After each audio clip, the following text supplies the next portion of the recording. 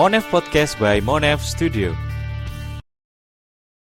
Halo semuanya, selamat datang kembali di Monev Podcast by Monev Studio. Bersama saya Nailul Farid. Di episode kali ini, kita akan membahas tentang pentingnya meta-evaluasi untuk meningkatkan validitas, reliabilitas, dan kemanfaatan evaluasi pembangunan. Bersama dengan Mbak Umi Hanik, founder dari Monev Studio. Halo Mbak Umi, apa kabar? Halo Nailul, kabar baik. Alhamdulillah sehat-sehat selalu. Mudah-mudahan Nailul juga ya. Alhamdulillah, Mbak Umi baik. Saya juga baik, dan semoga kita semua, khususnya Sobat Monev, senantiasa diberikan kesehatan oleh Tuhan Yang Maha Esa.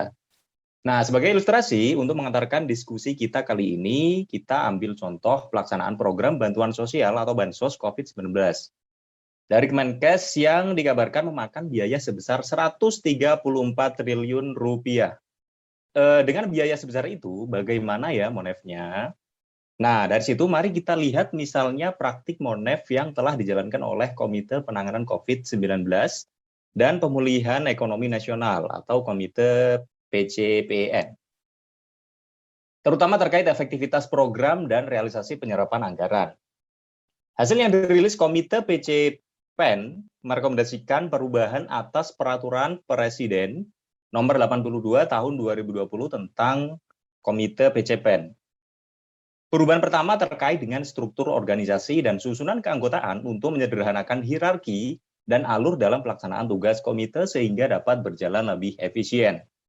Kemudian selanjutnya mengenai mekanisme pembahasan dan perumusan program, mekanisme pelaporan, dan sekaligus mengenai alokasi pendanaan kegiatan atau anggaran, di mana untuk kegiatan sekretariat komite akan dibiayai oleh anggaran Kemenko Perekonomian, kegiatan tim pelaksanaan dan Satgas PEN dibiayai oleh DIPA Kementerian BUMN, dan kegiatan Satgas Penanganan COVID-19 dibiayai dengan DIPA dari BNPB. Nah, dari temuan rekomendasi itu, kemudian muncul pertanyaan, apa sesungguhnya temuan Monevnya? Bagaimana rekomendasi tersebut dihasilkan? Bagaimana rangkaian pelaksanaan kegiatan Monevnya? Seberapa efektif dan seberapa jauh kualitas pelaksanaan kegiatan Monev tersebut? Nah, pertanyaan-pertanyaan Sobat Monev lontarkan tersebut sesungguhnya mengarah pada topik diskusi kita kali ini. Yuk langsung aja kita bahas di sini karena kita sudah bersama dengan expertnya. Oke, poin diskusinya mungkin yang pertama, sebenarnya apa sih meta evaluasi itu? Kenapa kita butuh meta evaluasi? Alasannya apa? Kapan kita menggunakan meta evaluasi? Dan yang terakhir, bagaimana cara menggunakan meta evaluasi? Silakan Mbak Umi. Baik, terima kasih Nailul untuk pengantarnya dengan isu tentang bagaimana kebijakan penanganan COVID-19 dan juga hasil evaluasi yang sudah dilakukan oleh Komite PEN ya. Ya. Nah, itu juga menarik ya untuk dikupas, apalagi sebenarnya masyarakat sebagai pembayar pajak itu juga berhak untuk tahu, ya. Atau kalau memang punya knowledge di sana bisa berpartisipasi ya, karena masyarakat juga bagian dari stakeholder pembangunan itu bisa melakukan Monev ya. Jadi dari unsur masyarakat sipil untuk mengawasi supaya kebijakan yang ada itu lebih akuntabel, artinya tidak hanya terhadap siapa pemberi dari kebijakan itu, tapi juga terhadap masyarakat sebagai penerima manfaat dari kebijakan itu sendiri, seperti itu. Yeah. Itu ya. Nah, ini esensi kenapa tidak hanya unsur dari profesional Monev aja, tapi masyarakat sipil, termasuk di dalamnya melalui organisasinya atau ormas sipil ya, itu bisa berpartisipasi secara aktif untuk melakukan meta evaluasi, utamanya untuk mengawal program-program pemerintah seperti itu. Nah, menjawab pertanyaan Nailul, berarti ini kita mulai dari definisi ya. Apa sih sebenarnya meta evaluasi itu? Nah, kalau dalam makna yang sempit, sesungguhnya meta evaluasi itu kan satu kegiatan review secara sistematis yang arahnya adalah untuk menentukan kualitas tentang proses dan temuan gitu. Jadi makanya tadi pertanyaan Nailul muncul gitu kan, dari rekomendasi itu kira-kira temuannya apa ya gitu kan. Masyarakat penasaran karena mungkin publikasi yang disampaikan pemerintah tidak bicara temuan tapi ujuk-ujuk pada rekomendasi gitu kan. Sementara memang mungkin masyarakat yang melihat dari kebijakan pemerintah itu punya ekspektasi tertentu disesuaikan dengan kebutuhan atau tantangan yang dihadapi selama pandemi ini gitu. Nah, kemudian kalau seperti biasa ya, kita selalu mendiskusikan baik dari makna yang sempit atau secara umum gitu ke makna yang lebih luas lagi atau lebih dalam gitu. Jadi kita bisa merujuk pada konsepsi yang ditulis oleh salah satu pemikir evaluasi internasional ya, Staffelbeam, ya kan. Jadi dia menganggap bahwa meta evaluasi itu adalah sebuah proses untuk menghasilkan atau menetapkan informasi-informasi deskriptif, tapi juga sekaligus yang mengandung penilaian, ya kan, tentang pemanfaatan, ya kan, tentang visibility, ya kan, tentang akurasi dari sebuah evaluasi yang dilakukan secara sistematik, dilakukan oleh mereka yang punya kompetensi dalam melakukan meta evaluasi, dilakukan dengan rasa integritas yang tinggi dan kejujuran, ya kan, dilakukan dengan prinsip-prinsip dan etika yang baik gitu, dan juga pertanggungjawaban sosial gitu, yang menuntun kegiatan evaluasi atau penyusunan laporan yang mengarahkan pada baik itu kekuatan maupun kelemahan dari satu hasil evaluasi tertentu, seperti itu. Itu dari definisi secara luas ya. Nah, kemudian sesungguhnya meta evaluasi itu ada beberapa ya. Jadi yang pertama mungkin Nailul akrab ya dengan sintesa evaluasi ya kan. Jadi kalau yang pertama terkait sintesa evaluasi itu kan lebih terkait kepada studi ya kan yang mensintesakan berbagai evidence atau bukti-bukti yang berisi misalnya laporan ya kan, fact sheet misalnya dan lain sebagainya dari kegiatan evaluasi sebelumnya ya kan, atau sumber-sumber lain ya kan, dalam rangka untuk sampai pada satu kesimpulan tentang efektivitas dari sebuah kegiatan evaluasi itu sendiri gitu. Oke. Itu. Nah, jadi sintesa evaluasi itu juga bisa dianggap sebagai meta evaluasi gitu. Nah, kemudian yang kedua itu ada yang namanya meta analysis gitu, ya kan? Kalau secara makna meta analysis ini lebih kepada pendekatan statistik gitu, yang arahnya adalah untuk mengkombinasikan antara temuan-temuan yang sifatnya kuantitatif, ya kan, terkait studi-studi yang sifatnya individual, ya kan, dalam rangka untuk menghasilkan satu kesimpulan tentang efektivitas sebuah intervensi secara umum gitu, ya kan. Jadi ini lebih menguji aspek eksternal validity-nya gitu, ya kan. Jadi ini mencoba mengaitkan antara kegiatan meta analysis itu sendiri dan meta evaluasinya, ya kan. Jadi mungkin ini satu kegiatan evaluasi yang dilakukan secara kualitatif, ya kan. Tapi ada satu isu tentang potret makronya, ya kan. Nah itu bisa dilakukan dengan kegiatan meta analysis gitu. Misalnya kegiatan yang tidak didesain secara mixed method sejak awal gitu. Ya kan? Nah, dari situ memang dan mungkin banyak lagi lainnya ya, karena sebenarnya evaluasi itu berkembang terus ya, inovasi-inovasi untuk lahirnya sebuah theoretical aspek dari sisi Monef itu akan muncul terus. Nah, kemudian adapun intinya adalah meta evaluasi itu tipenya ada dua gitu. Jadi tipe yang pertama itu meta evaluasi formatif, ya kan, yang itu dilakukan selama kegiatan yang itu dilakukan selama kegiatan evaluasi berlangsung atau pada saat kegiatan evaluasi itu direncanakan gitu. Ya kan?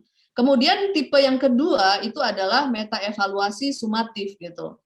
Nah, kegiatan meta evaluasi sumatif ini dilakukan di akhir kegiatan evaluasi yang arahnya untuk menilai hasil dari kegiatan evaluasi itu sendiri gitu. Itu udah menjawab pertanyaan Nailul tentang kapan ya. Terus dari sini kenapa kita perlu melakukan meta evaluasi gitu kan? Ya. Pertanyaan Nailul yang ketiga tadi. Nah, jadi sebenarnya meta evaluasi itu dilakukan untuk 3 hal sih. Jadi yang pertama itu untuk menentukan bagaimana sesungguhnya untuk memanfaatkan hasil temuan evaluasi itu sendiri gitu. Untuk menentukan apakah memang temuan ini layak ya kan untuk dieksekusi gitu, ya kan? Nah, kemudian karena memang konsekuensinya itu sangat fatal gitu. Bisa jadi itu merubah desain dari program ya kan 100% ya kan sampai mungkin 10% atau bahkan tidak sama sekali gitu.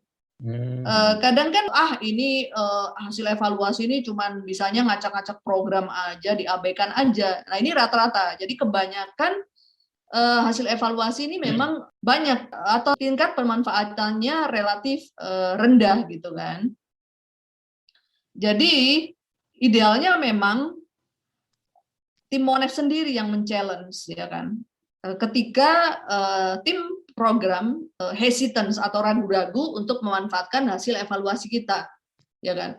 Ya kalau kalian misalnya tidak mau mengambil rekomendasi yang kami sampaikan dari hasil evaluasi yang kami lakukan, silakan di-challenge dengan melakukan kegiatan meta evaluasi untuk memastikan bahwa rekomendasi kita itu konsisten dengan temuan yang kita dapatkan gitu, ya kan? Yeah. Terus kemudian yang kedua itu sebagai referensi untuk memutuskan apakah temuan-temuan evaluasi itu perlu kita cantumkan ya kan dalam laporan hasil evaluasi ya kan atau dalam sintesa evaluasi itu sendiri gitu. Jadi sebelum sampai kepada kesimpulan ya kan tentang temuan dan rekomendasi itu dilakukan meta evaluasi terlebih dahulu ya kan. Itu. Oh, gitu. Itu sangat bisa kayak gitu. Ya kan? Terus kemudian yang terakhir itu sebenarnya untuk mengidentifikasi kekuatan maupun kelemahan dari kegiatan evaluasi yang dijalankan pada saat itu. Jadi yang hasil evaluasi itu diverifikasi prosesnya ya kan untuk melihat aspek-aspek yang memang dirasa meragukan gitu. Ini juga bisa dilakukan dalam rangka untuk mengembangkan kapasitas evaluasi dari tim yang menghasilkan laporan evaluasi itu sendiri misalnya kayak gitu. Itu juga bisa serve two purposes. Jadi bisa sebagai 2 hal ya kan. Itu tadi. Nah, kemudian kalau kita cermati lagi ya kan atau refleksi, jadi sebenarnya apa sih atau mengapa sih laporan-laporan evaluasi itu kadang kualitasnya itu tidak sesuai gitu, ya kan? Terus kenapa tim Monef ya kan, tim evaluasi itu seringkali tidak disambut secara baik gitu oleh tim program misalnya, ya kan? Karena memang di satu sisi misalnya keterbukaan atau culture ya culture yang terkait keterbukaan terhadap evaluasi ya kan tapi bisa juga memang ini dikontribusi oleh dari evaluatornya sendiri ya kan misalnya ada keraguan-raguan terhadap evaluator yang ditunjuk gitu jadi evaluator yang ditunjuk dianggap secara kapasitas tidak memadai gitu karena mungkin tidak pernah mengikuti pelatihan tentang Monef ya kan atau misalnya dia lacking di metode tertentu ya kan dia lebih ke kuanti misalnya diminta untuk melakukan kegiatan evaluasi yang membutuhkan informasi-informasi kualitatif misalnya, atau sebaliknya, ya kan? Kemudian juga mungkin evaluatornya ini tidak tahu isu teknis dan dalam proses evaluasinya tidak melibatkan pakar di bidang atau isu teknis tersebut gitu, ya kan? Yeah. Ini juga bisa jadi fatal gitu. Nah, berikutnya kadang evaluator itu juga tidak familiar gitu dengan kriteria-kriteria evaluasi atau standar dalam menjalankan sebuah evaluasi yang baik gitu, ya kan? Kemudian bisa jadi itu juga ada tekanan politik gitu, ya kan? Misalnya, ya kan, evaluatornya udah sangat bagus, sudah melibatkan evaluator teknis yang memang pakar di bidangnya, ya kan? Terus akrab dengan kriteria maupun standar menjalankan sebuah evaluasi, tapi kemudian karena temuannya tidak membuat happy si program gitu kan. Yeah. Nah, ini ada tekanan politik untuk misalnya menghaluskan temuannya dan lain sebagainya. Atau mengulang kegiatan evaluasinya, ya kan, karena misalnya itu tidak menguntungkan hasilnya. Misalnya loh ya. Jadi bisa jadi tekanan karena tekanan politik seperti itu. Bisa juga arahnya adalah untuk menjatuhkan kredibilitas si evaluator itu sendiri gitu. Itu bisa jadi gitu. Nah, ini politik evaluasi itu kadang memang sangat kompleks gitu. Dinamikanya juga kadang ngeri gitu. Nah, dari situ mungkin kita bisa membahas soal apa sih sesungguhnya standar dari evaluasi itu. Kalau di Indonesia sendiri itu seperti apa gitu kan. Nah, kalau bicara soal evaluasi gitu, ini di Indonesia itu agak sulit untuk melepaskan dari unsur monitoringnya, ya kan. Kadang monitoring dianggap evaluasi, ya kan. Kadang evaluasi juga diperlakukan seperti monitoring dan lain sebagainya, ya kan. Termasuk di dalamnya aspek pelaporan gitu. Nah, kalau di Indonesia sendiri, pemerintah itu kan merujuk pada beberapa peraturan terkait evaluasi, misalnya yang sempat kita bahas di Monef Safari ke-3, ya kan. Jadi waktu itu dengan Deputi Monef Bappenas kita membahas soal peraturan-peraturan apa saja sih yang terkait dengan Monef di Indonesia dan seberapa jauh itu sudah berjalan gitu, ya kan. Tapi mungkin selain kita bahas atau kita singgung sedikit tentang praktik Monef nasional, ada baiknya kita berangkat dari standar yang sifatnya universal gitu, ya kan? Jadi kalau standar yang sifatnya universal itu bisa mengacu kepada standar evaluasi yang dirumuskan oleh PBB misalnya, ya kan? Terus standar evaluasi yang dibuat oleh OECD misalnya, ya kan? Seperti itu. Dan beberapa standar yang memang banyak dirujuk oleh lembaga-lembaga pembangunan lainnya. Misalnya yang nanti saya mungkin akan bercerita tentang standar evaluasi versi ini ya, pemerintahan Belanda. Jadi Kementerian Luar Negerinya Belanda gitu. Ini menurut saya sangat praktis untuk dijalankan. Nanti sebagai ilustrasi bagaimana menjalankan sebuah meta evaluasi itu nanti akan kita bahas lebih lanjut. Tapi paling enggak seperti itu ya. Nah, untuk bagaimana standar evaluasi di Indonesia sendiri, kita bisa misalnya mengacu kepada PP 39 gitu, ya kan? Tapi ini sifatnya untuk pemerintahan gitu kan. Nah, bagaimana lembaga non pemerintahan, ya kan, development partners itu apa yang diacu gitu. Nah, memang pada praktiknya itu macam-macam gitu. Jadi misalnya kalau development partners dari unsur lembaga donor itu mereka punya masing-masing gitu. Jadi Bank Dunia punya masing-masing, ya kan. Terus kemudian Bank Pembangunan Asia punya sendiri, ya kan. Terus kemudian UNICEF punya sendiri dan lain sebagainya seperti itu. Kemudian bagaimana dengan NGO internasional misalnya yang beroperasi di Indonesia, misalnya Mercy Corps Internasional, ya kan, misalnya Plan Internasional dan lain sebagainya.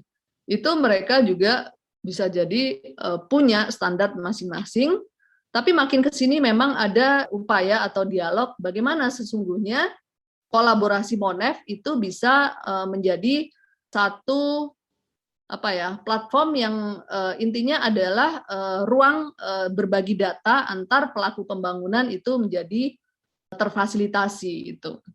Jadi upaya-upaya itu ada. Nah, lu ada pertanyaan nggak sejauh ini? Ada. Silakan. Yang pertama terkait itu ya tadi kapan menggunakan meta evaluasi. Nah, dalam menggunakan evaluasi kan memang juga ada formatif dan juga sumatif. Formatif dilakukan ketika proses perencanaan atau pada saat berjalan. Kalau sumatif dia lakukan di akhir.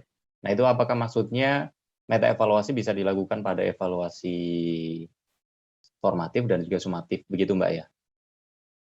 Ya, sederhananya. Oke. Ya, jadi mungkin saya klarifikasi lagi di sini supaya tidak bingung dengan istilah evaluasi formatif dan evaluasi sumatif gitu.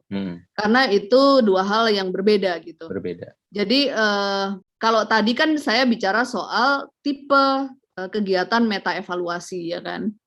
Jadi meta evaluasi yang dilakukan pada saat kegiatan evaluasi itu sedang direncanakan atau sedang berjalan, itu namanya meta evaluasi formatif gitu.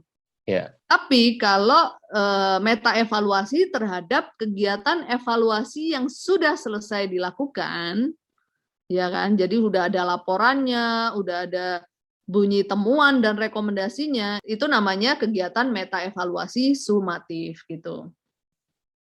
Nah, pertanyaan kedua terkait standar evaluasi, Mbak. Kenapa tidak ada standar yang baku, dalam artian bisa digunakan oleh berbagai lembaga seperti kriteria evaluasi itu kan bisa digunakan oleh setiap organisasi begitu. Kalau standar kan setiap organisasi bisa jadi memiliki standar masing-masing. Kenapa begitu, Mbak?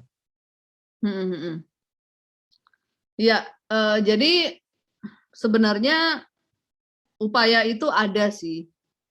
Tapi lagi-lagi kebutuhan dan tipe organisasi yang berbeda-beda, ya kan? Itu kemudian standar itu kan tidak harus satu untuk semua kan? Karena one size doesn't fit all gitu kan? Oke. One system doesn't always fit all. Jadi bisa jadi ada 4 standar gitu kan dan lain sebagainya. Karena memang tipe dan kebutuhan evaluasinya berbeda misalnya, ya kan. Tapi paling enggak secara global itu kita bisa mengacu pada beberapa standar. Paling enggak standar yang diperkenalkan oleh OECD, ya kan, Organization for Economic Cooperation and Development. Di Monepedia kita udah kupas habis ya tentang OECD, misalnya mulai dari kriteria evaluasinya, ya kan, dan itu juga sempat mungkin kita singgung ya di episode pertama. Nah, jadi itu ya, OECD ini paling nggak menjadi acuan secara umum oleh para praktisi Monef gitu. Oke. Itu sih Nailul ya. Jadi memang satu standar yang sama itu kadang juga tidak begitu relevan ya. Tapi terlalu banyak standar itu akhirnya bingung, ya kan? Misalnya satu negara itu punya aturan tentang Monef itu lebih dari 10 gitu, yang mensyaratkan semua instansi pemerintahan untuk menjalankan praktik Monef yang beda-beda tipis gitu. Ya kan? Yang menantang sih pada saat mengisi data atau informasi atau bahkan menyusun laporannya yang template-nya sebenarnya hampir mirip. Gitu kan. Jadi instead of menjalankan Monef yang berkualitas, malah akhirnya hanya untuk pemenuhan administratif aja gitu. Jadi ticking the checkbox gitu kan. Itu. Nah, makanya itu perlu di-assess sih seberapa sih idealnya atau sesungguhnya kebutuhan soal standarisasi evaluasi itu diperlukan dan harus diwujudkan gitu. Ya kan? Tapi mungkin itu persoalan lain ya terkait kompleksitas sistem MONEF yang ada ya kan. Termasuk tantangan MONEF yang ada di negara kita juga gitu. Tapi paling enggak dari diskusi kita hari ini, paling enggak kita jadi paham sesungguhnya aspek apa yang penting dalam standar sebuah kegiatan evaluasi gitu. Itu sih yang ingin saya sampaikan. Oke. Gitu. Nah, dari sini Nailul kita bisa langsung membayangkan sesungguhnya proses dari kegiatan meta evaluasi itu yang cukup kompleks gitu dan tak kalah rigorous dengan kegiatan evaluasi itu sendiri gitu. Ya kan? Tapi mungkin di sini saya coba ilustrasikan dengan standar yang relatif mudah dan cepat bisa dilakukan oleh teman-teman ya daripada tidak ada sama sekali. Nah, dari situ paling enggak teman-teman juga akan Sobat MONEF akan terinspirasi untuk menggali kualitas dari meta evaluasi itu sendiri. Jadi lebih dalam lagi, ya kan? Yeah. Tapi paling enggak minimal ini bisa menjadi acuan bagaimana melakukan meta evaluasi. Jadi dari standar evaluasi pemerintah Belanda tadi yang sempat saya singgung, ini ada beberapa kriteria, indikator dan skor yang harus dicapai oleh pelaksana evaluasi, ya kan? Jadi tim meta evaluasi berdasar kriteria dan indikator yang sudah ditetapkan itu melakukan semacam scoring terhadap aspek-aspek yang berhasil dipenuhi ataupun belum oleh pelaksanaan evaluasi yang sedang dievaluasi gitu. Jadi ada sekitar berapa ya ini ya? Ada sekitar 3 kriteria utama gitu, dengan indikator yang cukup banyak di sini, yang bisa kita acu dari standar evaluasi yang dipunya oleh pemerintah Belanda gitu. Jadi yang pertama terkait validitas, ya kan? Jadi sebenarnya validitas itu kan menyangkut bagaimana kegiatan evaluasi itu dijalankan secara proper gitu, ya kan? Apakah ukuran-ukuran yang dipakai untuk menentukan seberapa jauh progres atau perkembangan dari sebuah program atau intervensi itu berhasil dicapai gitu. Jadi proses pengukurannya itu seberapa jauh itu bisa dibangun secara meyakinkan untuk memastikan bahwa perkembangan dan hasil program itu bisa diukur gitu kan. Jadi di dalam kriteria validitas itu ada beberapa indikator yang harus dipenuhi gitu. Jadi yang pertama itu terkait rasional dan tujuan dari pelaksanaan evaluasi itu. Jadi seberapa jauh gambaran dari rasional evaluasi itu telah ditulis gitu kan. Atau dokumentasinya bisa ditelusuri gitu. Terus kemudian aspek yang berikutnya adalah terkait clarity gitu. Dari tujuan penelitian atau evaluasi itu gitu. Clarity ini sangat penting untuk menjaga konsistensi dan koherensi dari kegiatan evaluasi itu sendiri gitu. Kadang ada evaluasi yang tujuannya A, ya kan? Terus kemudian proses pengumpulan datanya bicara soal apa, B, ya kan? Terus kemudian rekomendasinya atau hasilnya itu bicara soal C gitu. Jadi satu sama lain tidak ketemu. Ini banyak sekali kejadiannya gitu. Karena kegiatan-kegiatan evaluasi yang sifatnya hanya untuk memenuhi checklist itu tadi atau administratif.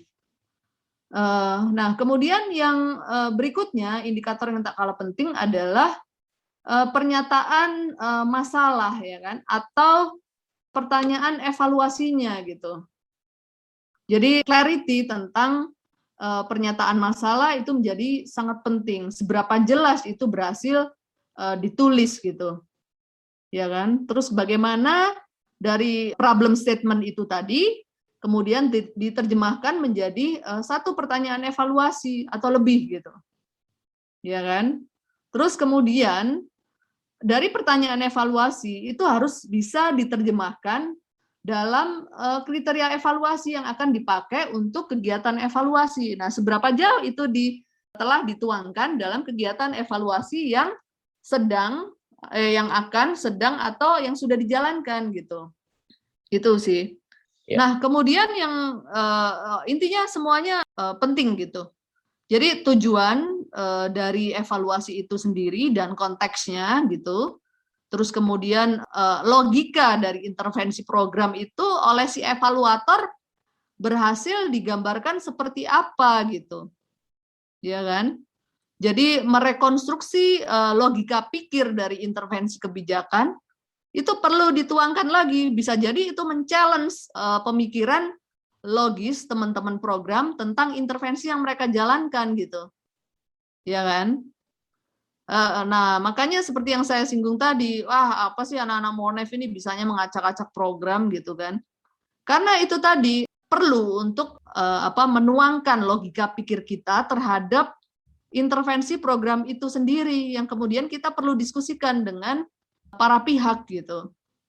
Ya kan? Untuk menemukanali bahwa memang proses evaluasi yang dilakukan itu memang kemudian menjawab, ya kan, menjawab kebutuhan dari evaluasi itu sendiri, yakni untuk mengcapture perkembangan dan hasil program gitu. Itu sih. Nah, merekonstruksi pemikiran logis ini gampang-gampang susah gitu. Ya kan? Jadi kalau tim leader program itu paham tentang theory of change misalnya, itu relatif enak gitu. Kalau enggak, nanti pasti akan sulit untuk evaluasi itu melakukan penetrasi gitu. Karena misalnya yang dianggap selama ini sebagai impact itu ternyata jauh gitu kan. Itu. Ya kan? Terus kemudian dari sini metodologi ini sangat penting gitu. Jadi spesifikasi dari metode penelitian yang dilakukan atau evaluasinya seperti apa, terus justifikasi dari metodologi yang dipakai apa, ya kan, terus tantangan atau limitasi dari metode yang dipakai itu apa gitu, itu juga perlu dijelaskan dalam laporan evaluasinya gitu, atau dalam rencana evaluasi yang akan maupun sedang dijalankan. Nah, kemudian konsistensi ini juga penting ya.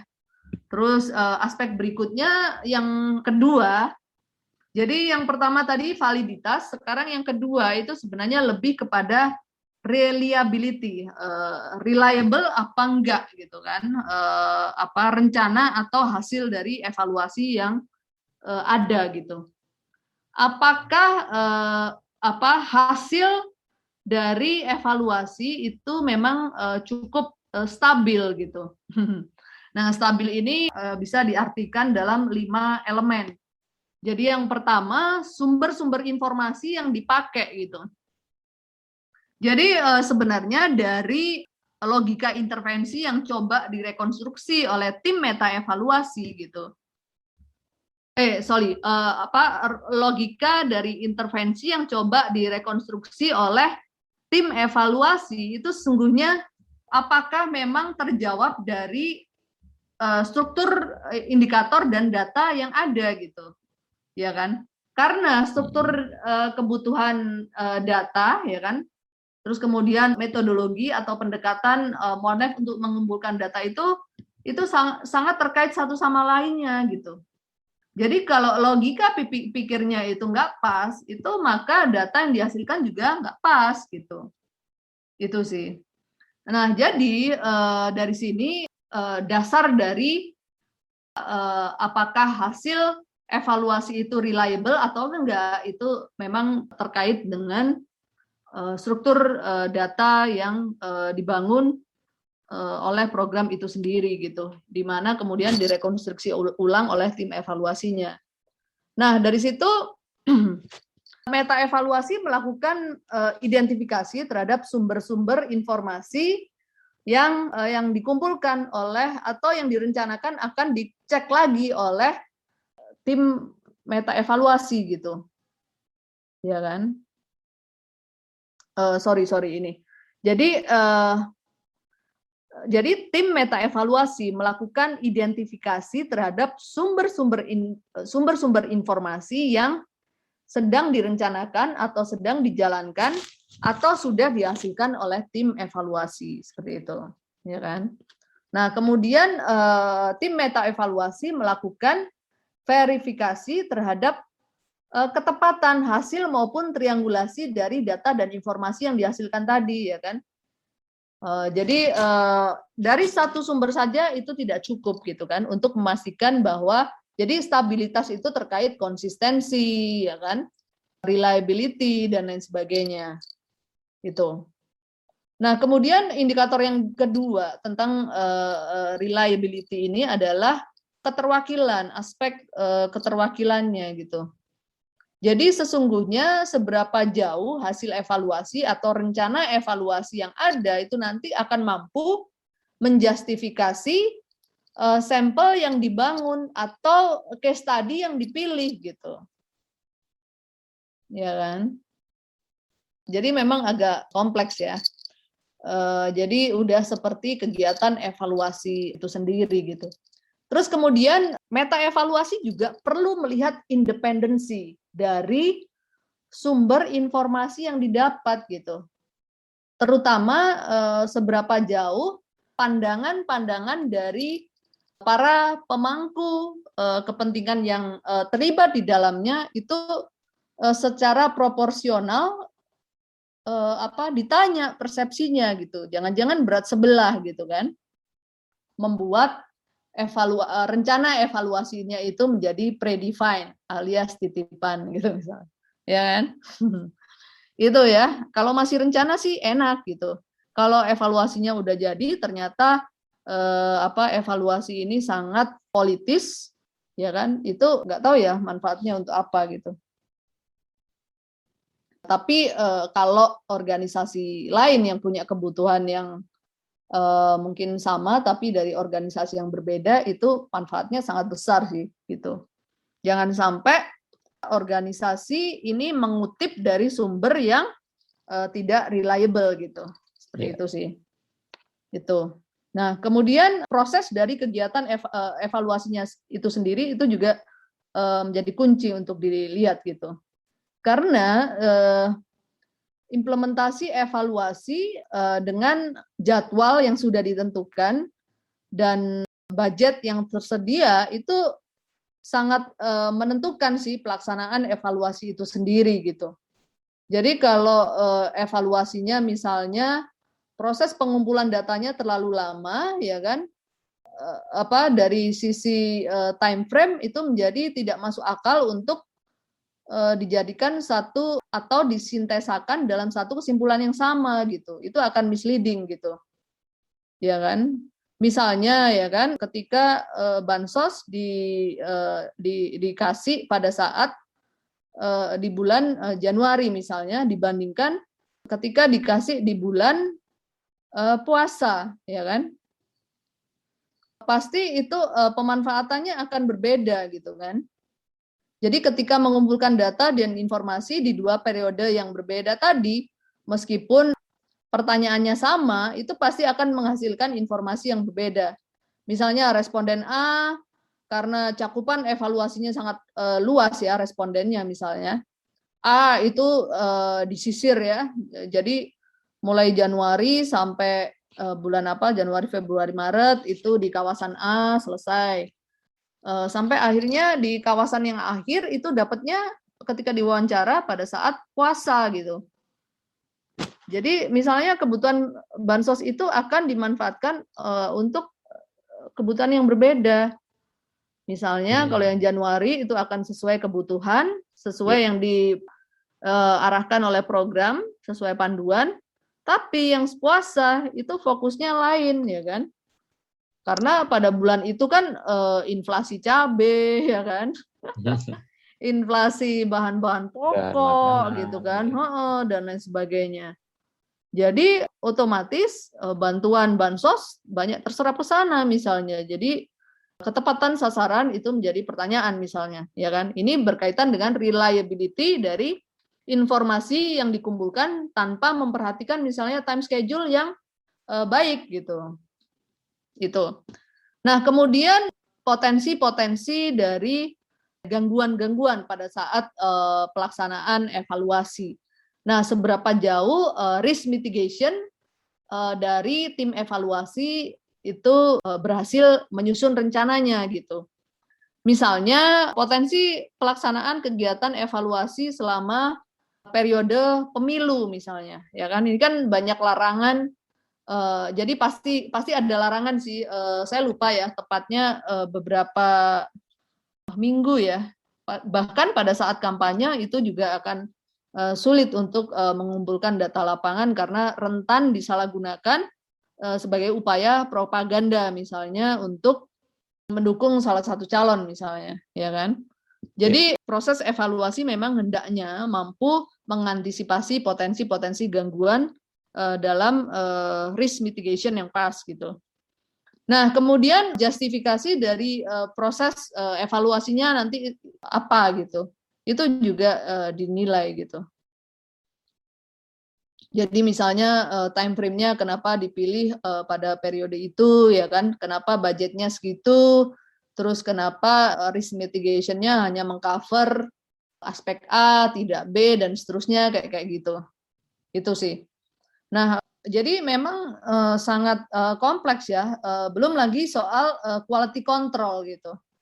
Jadi seberapa jauh misalnya tim evaluasi itu memproses ya semua komentar atau tanggapan dari para pemangku kepentingan yang terlibat gitu, ya kan? Terus kemudian seberapa jauh supervisi baik internal maupun eksternal, ya kan? Itu berhasil dilibatkan gitu.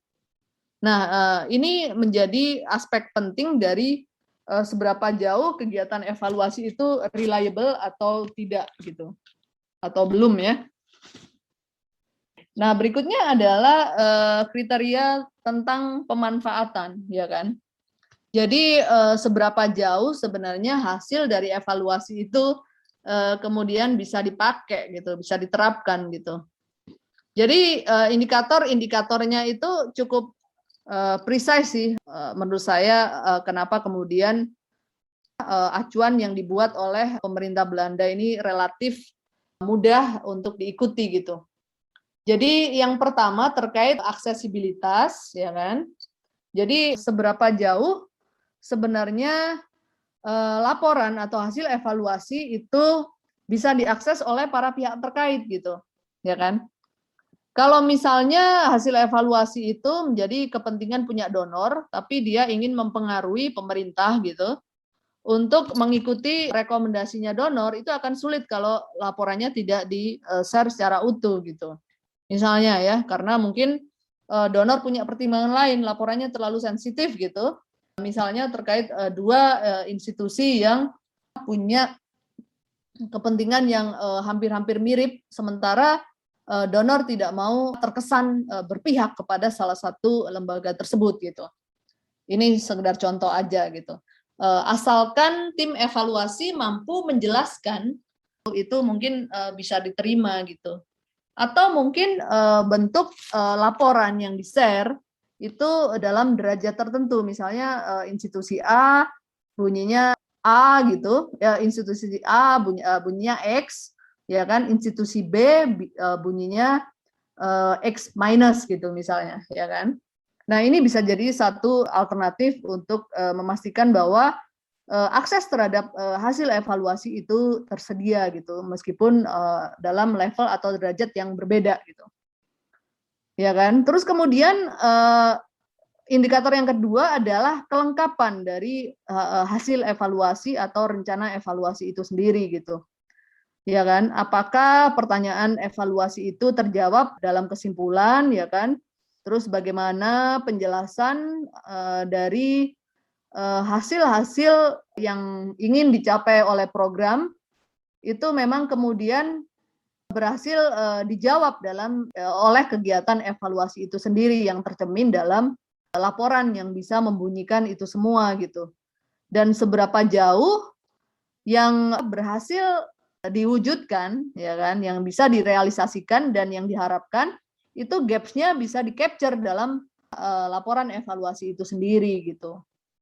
Ya kan? Ini akan menjamin pemanfaatan dari hasil evaluasi. Nah, kemudian presentasi ini juga penting ya, karena presentasi ini kan kita berasumsi atau kadang kita suka berasumsi orang itu akan baca sepenuhnya isi laporan yang kita buat gitu. Padahal nggak semuanya. Kadang orang hanya mau menyimpulkan dari presentasi yang kita sampaikan gitu. Iya. Ya kan? Oleh karenanya clarity dan representasi dari rangkuman hasil evaluasi itu harus mampu kita sajikan dalam paparan yang ringkas gitu dan bunyi ya istilahnya. Nah, ini buat saya sendiri yang sudah bertahun-tahun juga sulit gitu. Kadang paparan saya terlalu panjang atau kadang terlalu ringkas dan sebagainya. Jadi ini memang proses yang berevolusi terus ya kan.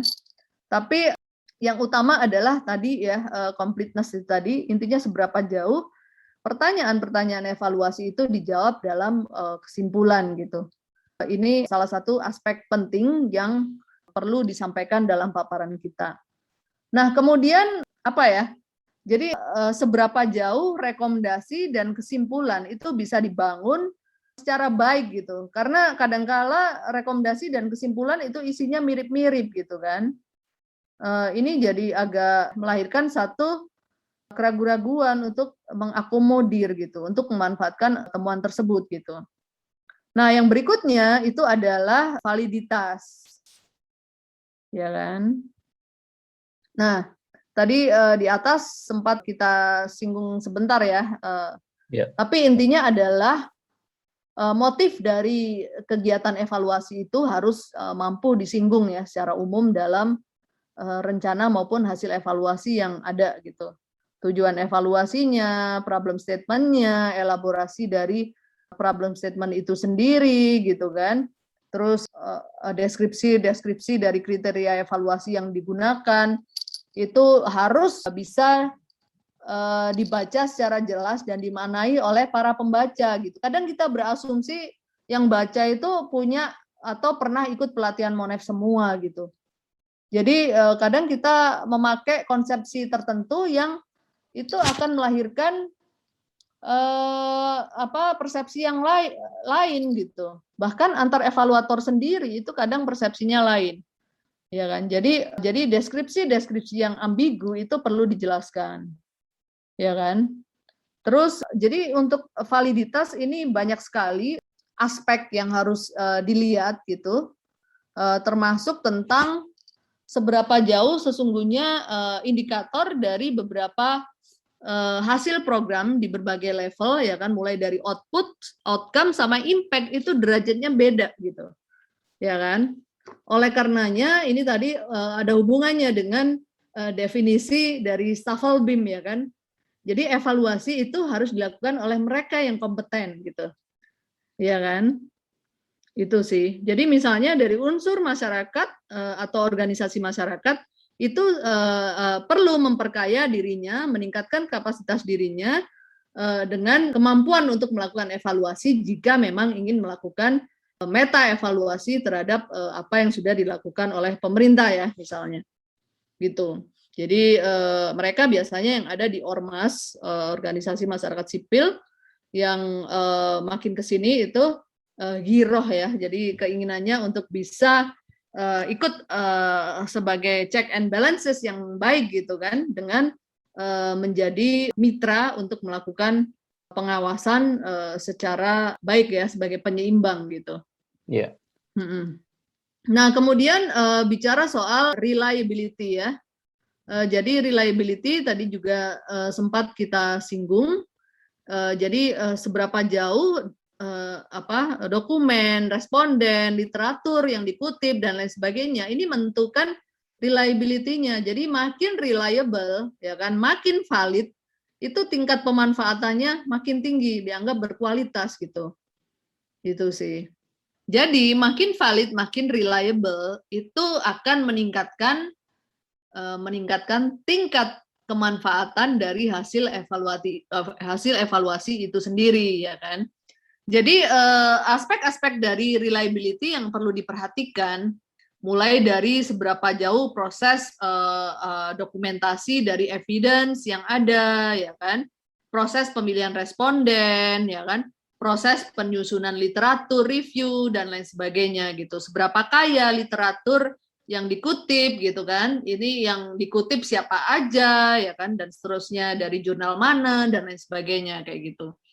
Nah, kemudian juga aspek terkait laporan itu sendiri, sejauh mana laporan itu sesungguhnya mencerminkan critical thinking, ya kan, pola berpikir kritis dari si evaluator itu sendiri terhadap sumber-sumber informasi yang diperoleh gitu, baik sumber informasi yang diperoleh dari literatur, dari responden, dari narasumber, dari aspek lain atau dari evidence yang berhasil diperoleh gitu, ya kan?